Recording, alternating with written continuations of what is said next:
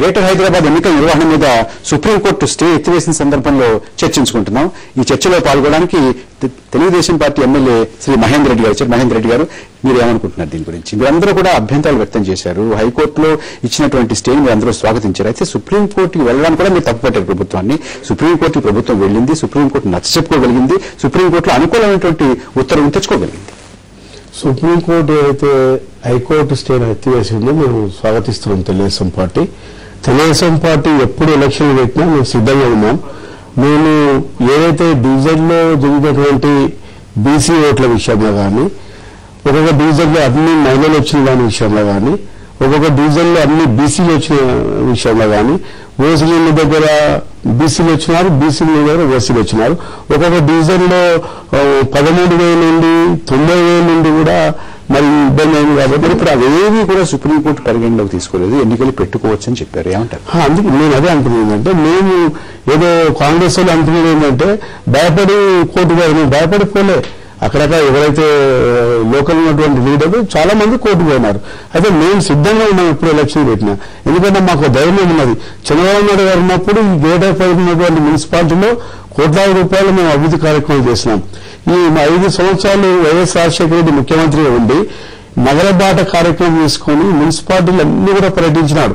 మున్సిపాలిటీలో హామీలు ఇచ్చిందో 5 సంవత్సరాలు ఒక్కరిగా చేయలేకపోయాడు. కానీ అవేవి కూడా మొన్న శాసనసభ ఎన్నికల్లో అవేవి కూడా పనిచేయలేదు. మీకు అనుకూలంగా లేదు, వారికి ప్రతికూలంగా కూడా వాళ్ళకి అనుకూలంగా వచ్చాయి. అయితే శాసనసభ ఎలక్షన్లు ఏదైతే చిరంజీవి పార్టీ కానీ, అదేవిధంగా టీఆర్ఎస్ కానీ, అదేవిధంగా లోక్సత్తా కానీ ఏవైతే వ్యతిరేక ఓట్స్ ఉన్నాయో వాటినన్నింటినీ కూడా ఈ పార్టీ వాళ్ళు చీల్చేసినాయి. కాంగ్రెస్ కు వ్యతిరేకంగా ఉన్నటువంటి ఓట్లన్నీ కూడా ఈ బీజేపీ పార్టీ 3-4 పార్టీలు ఉన్నందువల్ల అవి తీసుకొని ఇప్పుడు కూడా చీలుస్తాయి. ఇప్పుడు అందరికీ అర్థమైపోయింది. తెలుగుదేశం పార్టీ, కాంగ్రెస్ పార్టీ ఉండే, కాంగ్రెస్ పార్టీకి ఒక తెలుగుదేశం పార్టీ మా పోటీస్తుందని చెప్పేసి ప్రజలకు తెలిసిపోయింది. ఇప్పుడు చిరంజీవి పార్టీ భారతీయ జనతా పార్టీ పోటీలో లేదంటారు. భారతీయ జనతా పార్టీ నేను అనలేను నేను అది. ఎందుకంటే చిరంజీవి పార్టీ ముఖ్యమంత్రి అయితే విధంగా ఫోకస్ వచ్చింది ఆంధ్రప్రదేశ్ లో. మరి మన ఎలక్షన్ లో అది ప్రజలకు తెలిసిపోయింది. కాబట్టి ఇప్పుడు టీఆర్ఎస్ పార్టీ కానీ, లోక్సత్తా కానీ ఈ చిరంజీవి పార్టీలు ఉండేవిగా. అందుకే తప్పకుండా రేపు గ్రేటర్ ఎలక్షన్ లో 150 డివిజన్లు. ఎవరి బలం ఎలా, ఎంత, ఏమిటి అనేది మనం కాసేపు నాకు మాట్లాడుకుందాం. రామచంద్రారెడ్డి గారు, మిగతా అభ్యంతరాలు మీరు ఆవేళ ఎవరెత్తారు అంటే వార్డుల విభజన, డివిజన్ల విభజనలో కానీ, రిజర్వేషన్లో కానీ, అంటే కొన్ని చోట్ల ఎస్సీ రిజర్వేషన్ కానీ, మహిళా రిజర్వేషన్ కానీ, ఎస్టీ రిజర్వేషన్ కానీ, అమీర్పేట ఎస్టీ రిజర్వేషన్ ఏంటంటే చాలా మంది అభ్యంతరాలు వ్యక్తం చేశారు. మరి ఇవన్నీ కూడా పక్కన పెట్టి వాళ్ళు ఎన్నికలు జరుపుకునేటటువంటి పరిస్థితి. ఎన్నికలు జరుపుకోవాలని మీరు అంటూనే ఉన్నారు. అయినా కూడా ఎన్నికలు జరుపుకోవాలి కానీ సక్రమంగా జరుపుకోవాలి, సరైనటువంటి పద్ధతిలో జరుపుకోవాలంటున్నారు కదా. ఇప్పుడు మీరు ఏం చేస్తారు? ఇప్పుడు ఒకటండి, జరిగినటువంటి పొరపాట్లని సరి చేసుకోవడంలో తప్పేం లేదు. అధికారులు చేసినటువంటి పొరపాట్లు ప్రభుత్వం నెత్తి మీద వేసుకోకుండా దాన్ని సరి చేసుకుని ఆ రోజు కూడా చెప్పాం. ఇప్పుడు 14-15 రకాల పొరపాట్లు ఏవైతే ఉన్నాయో సమయం ఉందిగా, ఇప్పుడు కూడా సరి చేసుకోమని సమయం ఉందిగా. ప్రభుత్వం ఏం వాదించచ్చు అంటే ఇది సరి చేసుకునేది ఏముంది? సుప్రీంకోర్టు కూడా చెప్పింది కదా. ఏం చెప్పింది? సుప్రీంకోర్టు క్రిమిలేయర్ విషయంలో మేము పోవడం లేదు, మేము ఎక్కడ అడగడం కూడా లేదు, మేము కోర్టు కూడా వెళ్ళలేదు. కానీ సుప్రీంకోర్టు ఇచ్చినటువంటి క్రిమిలేయర్ అయితే అఫిడవిట్ ఫైల్ చేయమన్నారో అసలు ప్రభుత్వం ఓటుని ఎందుకు అంగీకరించడం నాకు అర్థం అవడం లేదు. అసలు సుప్రీంకోర్టు స్పష్టంగా చెప్పింది అఫిడవిట్ ఫైల్ ఓటమంటారా కావాలంటారా? సుజయరెడ్డి గారు, ఇప్పుడు సుప్రీంకోర్టులో ఫైల్ చేసిన అంశాల్లో 3 అంశాలు ఉన్నాయి. ఒకటి క్రిమి లేయర్, ఒకటి రిజర్వేషన్ ప్రక్రియ, 3 డీలిమిటేషన్ ఆఫ్ ద కాన్స్టిట్యూషన్. ఇవన్నీ కూడా అవకతవకలు ఉన్నాయి. వీటిని సరి చేయాలి, ఎలక్షన్ ఆపాలని చెప్పేసి ఈ 3 అంశాల మీద ఫైల్ చేయడం జరిగింది. ఈ 3 అంశాలు దేని గురించి పట్టించుకోలేదండి. పట్టించుకుంటే సుప్రీంకోర్టు కామెంట్ చేసేదిగా. అసలు డీలిమిటేషన్ మీద, రిజర్వేషన్ ప్రక్రియ అసలు ఊసెత్తి మాట కూడా మాట్లాడలేదు. కేవలం క్రిమిలేయర్ మీద ఎవరైతే క్రిమిలేయర్ పరిధిలోకి వస్తారో ఆ పరిధిలోకి వస్తామా రాదా అనే సంగతి వాళ్ళు అఫిడవిట్ ఫైల్ చేసి ఎలక్షన్ లో పోటీ చేయొచ్చు. ఇప్పుడు వీరిద్దరూ కూడా వీరిద్దరూ కూడా తెలుగుదేశం పార్టీ, భారతీయ జనతా పార్టీ ఇద్దరు కూడా ఏమంటారంటే ఎన్నికలు పెట్టడానికి మాకేం అభ్యంతరం లేదు, ఎన్నికలు మేము స్వాగతిస్తున్నాం, సుప్రీంకోర్టు ఇచ్చినటువంటి ఆదేశాన్ని కూడా మేము స్వాగతిస్తున్నాం. కానీ ప్రభుత్వం ఈ అభ్యంతరాలని, ఇందులో ఉన్నటువంటి అవకతవకల్ని, ఇందులో లోటుపాట్లని గమనించి సమయం ఉంది కాబట్టి అవన్నీ కూడా సరి చేసుకోవడానికి ఏమిటి అభ్యంతరం అని అడుగుతున్నారు. ఇప్పుడు ఇంకా ఎక్కడ అభ్యంతరం అండి? ఆ అభ్యంతరాలను వాళ్ళు సుప్రీంకోర్టు ప్రధాన న్యాయమూర్తి మీద మండించారు, వారు తోసిపుచ్చారు, డైరెక్షన్ ఇచ్చారు. ఇంకా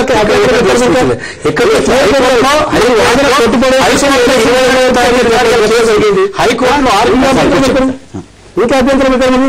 మీరు వాదించిన అంశాలన్నిటి కూడా పక్కకు పెట్టి సుప్రీంకోర్టు ఎన్నికల బోర్డు చెప్పి క్లియర్గా చెప్పింది. ఇంకా అభ్యంతరం ఎక్కడ ఉంటుంది? మీకు అత్యున్నత న్యాయస్థానం భారతదేశంలో ఆ తీర్పు వాళ్ళే తీర్పిచ్చినప్పుడు ఇంకా దానికి అభ్యంతరాలు ఎక్కడ ఉంటాయి? మహేందర్ రెడ్డి గారు, మీరు ఎలా చూస్తున్నారు? అదే విధంగా చూస్తున్నారా ఈ ఆదేశాన్ని? ఎందుకంటే మీరు ప్రభుత్వం హైకోర్టు స్టే ఇచ్చిన దగ్గర సుప్రీంకోర్టుకు వెళతా ఉంటే మీరు ఆక్షేపించారు.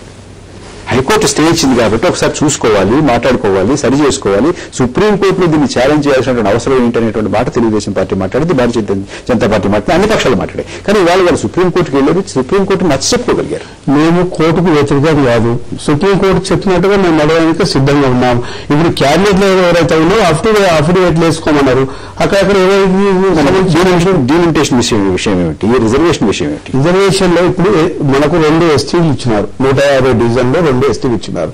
ఆ ఎస్టీల దగ్గర ఇప్పుడు ఎస్టీ క్యాండిడేట్ లేక దేలావాల్సి వస్తున్నది. అక్కడ ఎస్టీ క్యాండిడేట్ లేరు. అట్లా మీరు మహిళలు మొత్తం కుగడపల్లి ఉంది, మొత్తం జనరల్ చేస్తున్నారు. ఒక్కొక్క మల్కాజ్గిరి ఉంది, మొత్తం మహిళలు చేస్తున్నారు. ఈ విధంగా అన్ని తప్పులు జరిగినాయి కాబట్టి సరిదిద్దుకోమని చెప్పినాం. కానీ ఓట్ల గురించి ఏదో భయపడి అని చెప్పేసి కాదు, తెలుగుదేశం ప్రభుత్వం వాదిస్తోంది, ప్రభుత్వ పక్షం వాదిస్తోంది. ఇవన్నీ కూడా పెట్టినా కూడా మీరందరూ కోర్టు ముందు పెట్టినా దేశంలో ఉన్నటువంటి అత్యున్నత న్యాయస్థానం వీటిని కూడా పరిగణలోకి తీసుకోలేదు అని అంటున్నారు సుధీర్ రెడ్డి గారు. మోహన్ రెడ్డి గారు చెప్పినట్టు రిజర్వేషన్ ప్రక్రియలో అవకతవకలు కొన్నింట్లో జనరల్ వార్డ్స్, లేడీస్ వార్డ్స్ ఎక్కువ చెప్పడం లేదు. ఇది ఒకవేళ లేడీస్ వార్డ్స్ ఎక్కువ లేకపోతే ఇది ఎక్కువ అన్నీ కూడా న్యాయస్థానంలో జరిగినాయి. గతంలో కూడా అంటే తెలుగుదేశం ప్రభుత్వం 2002 సంవత్సరంలో హైదరాబాద్ మున్సిపల్ కార్పొరేటర్గా నేను ఎలక్ట్ అయినా. అప్పుడు కూడా సికింద్రాబాద్ సెగ్మెంట్ లో 8 నియోజకవర్గాలండి. అంటే అసెంబ్లీ సెగ్మెంట్ తలసాని శ్రీనివాస్ గారు అప్పట్లో మంత్రి, సికింద్రాబాద్ మంత్రి. వారు నియోజకవర్గ సెగ్మెంట్ లో 8 లేడీస్ చేయించుకున్నాడు. చేయించుకున్నాడు ఏం చేయించుకున్నాడు? ఆ రోజు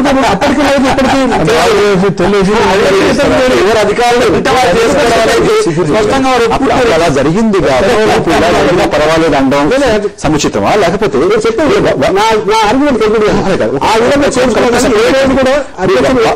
వారు చెప్తున్నటువంటి ఆక్షేపణలో స్వీకరించదగింది ఏదీ లేదా మీకు? అసలు దానికి ఈ డీలిమిటేషన్ విషయం కానీ రిజర్వేషన్ విషయం కానీ అసలు మాట్లాడాల్సిన అవసరం లేదండి. మీకు ప్రజల్లో అభిమానం ఉంటే డీలిమిటేషన్ పక్కకు పెట్టండి, రిజర్వేషన్ పక్కకు ఉంటే, ఎన్నికల ముందు ప్రజలు ఉంటే ఇది అభిమానం చెప్పి ఎనిమిది చాటండి ప్రజలు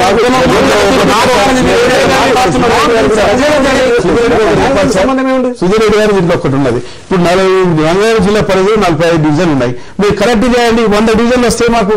100 డివిజన్లు హైదరాబాద్ లో ఉన్నాయి, 45 డివిజన్లు ఇక్కడ 150 డివిజన్లో 103 హైదరాబాద్ లో ఉన్నాయి, 45 రంగారెడ్డిలో ఉన్నాయి, 2 మెదక్లో ఉన్నాయి. ఇప్పుడు మీరు కరెక్ట్ చేయండి. మేము మాకు కూడా దగ్గర 90 నుంచి 100 వస్తాయి. మేము అన్ని గెలవడానికి అవకాశం ఎలా ఉంచున్నాం వీటి గురించి మనం కొంచెం వివరంగానే మాట్లాడుకున్నాం. చింతల రామచంద్రారెడ్డి గారు, ఎన్నికలు వచ్చేస్తున్నాయి. ఈ ఒక్క మాసం మధ్యలో సెప్టెంబర్ పక్కన పెడితే వినాయక చవితి, రంజాన్ అయిపోతే అక్టోబర్లో మీరు అందరూ కూడా రంగంలోకి దిగుతారు. ఏం చెప్పబోతున్నారు ప్రజలకి? ఏం చేయబోతున్నారు? ఏ వాగ్దానం చేయబోతున్నారు? ఏ రకమైనటువంటి యోజన, ఏ రకమైనటువంటి ప్రణాళిక ప్రజల ముందు ఉంచబోతున్నారు? ఒకటి, సుధీర్ రెడ్డి గారు మాట్లాడినటువంటి మాటలు ఏవైతున్నాయో ముఖ్యంగా అహంతో మాట్లాడుతున్నటువంటి విషయం ఇది. నెంబర్ 1, వారికి వచ్చినటువంటి గ్రేటర్ హైదరాబాద్ లో 36% ఓట్లే. అయితే అభివృద్ధి కార్యక్రమం మీరు ఏదో చెప్పారో, వీళ్ళు అధికారంలోకి వచ్చిన తర్వాత ఈ 63 మాసాల అధికార కాంగ్రెస్ పార్టీ వచ్చిన తర్వాత జరుగుతున్నటువంటి పరిణామం నిన్నగాక మొన్న హైదరాబాద్ లో వర్షం చినుకు పడితే ట్రాఫిక్ అంతా ఏ రకంగా జామ్ అయిందో ఒక్కసారి అర్థం చేసుకోమనండి. వీళ్ళు ఏం చేస్తున్నారు అనేది ఈనాడు ప్రజలందరూ కూడా గుర్తెరుగుతున్నారు. ఈ మాట ప్రజలు చెప్తారు. ఇంకా కృష్ణా వాటర్ 3rd ఫేజ్ ఏమైంది?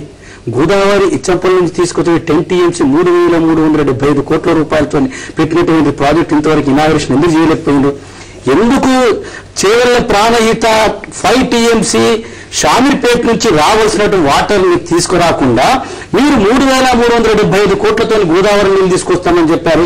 ఎందుకు ఆ డబ్బు అంత వృధా చేస్తున్నారు? గ్రేటర్ హైదరాబాద్ డబ్బు ఇలా ధరలు ఏ రకంగా దాన్ని విమర్శిస్తూ ఈ మాటలు చెప్తారు.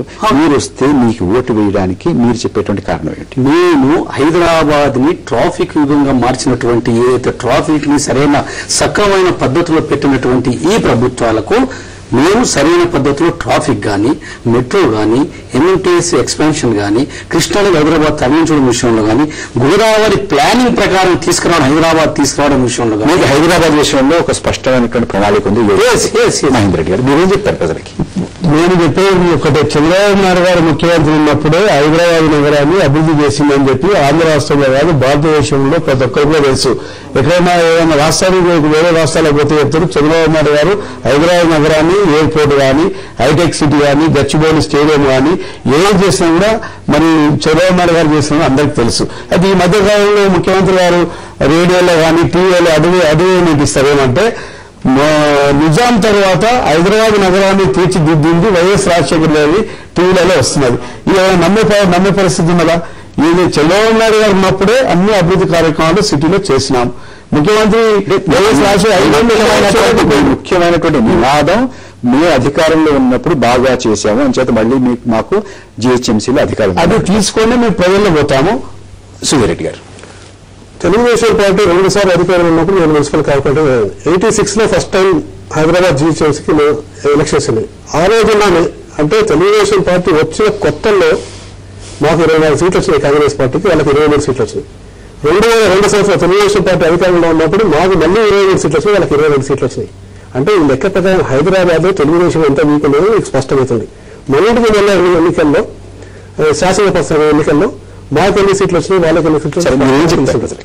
ఈ రోజు హైదరాబాద్ నగరం సంపూర్ణంగా అభివృద్ధి చెంది భారతదేశంలో ఒక మందమైన నగరంగా రూపుదిద్దుకుంటే కేవలం కాంగ్రెస్ పార్టీ చేయగలుగుతుంది.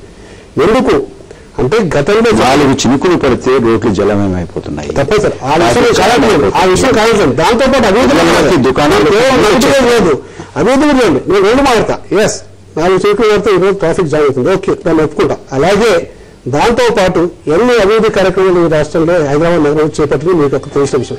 ఈరోజు 11,500 కిలోమీటర్ల ఫ్లైఓవర్ ఉంది. భారతదేశంలో అతిపెద్ద ఫ్లైఓవర్ ఈరోజు P V Narasimha Rao elevated express corridor రాబోతుంది. అలాగే అవుటర్ రాబోయే